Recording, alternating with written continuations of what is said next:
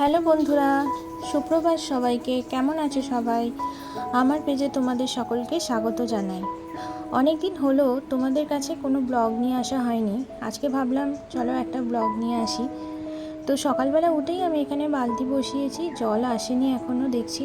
আজকে সকালে ভালো রোদ দিয়েছে, তাই জামা কাপড়গুলো তাড়াতাড়ি কেচে নিলাম। তো হাতে একটা ট্যাঙ্কি নিয়ে বেরিয়ে পড়লাম চা আনার জন্য। আজকে বাপি আসার সময় হয়নি, দোকানে অনেক লোক ছিল, তাই আমি নিজেই চলে গেলাম। তো চলে এসেছি বাপির দোকানে, বাপিকে দিয়ে দিলাম ট্যাঙ্কিটা। তো বাপি এবার চাটা রেডি করুক, আমি দোকান থেকে একটা লজেন নিয়ে নিই। তো এখানে অনেক রকম লজেন দেখলাম, তো এখান থেকে নিয়ে নিলাম এই হজমি মতো লজেনটা। খেতে কি ভালো লাগে তাই না?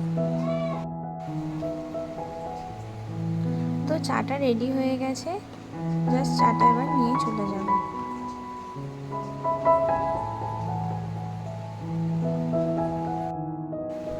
এখানে দুজনের চা নিয়ে নিলাম।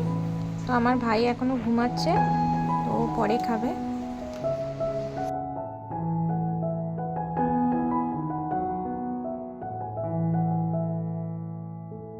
আজকে আমাদের রান্না পুজো আছে, তাই এখানে এতগুলো বাসন সব সকাল থেকে মেজে ধুয়ে জল ঝরিয়ে রাখা হয়েছে।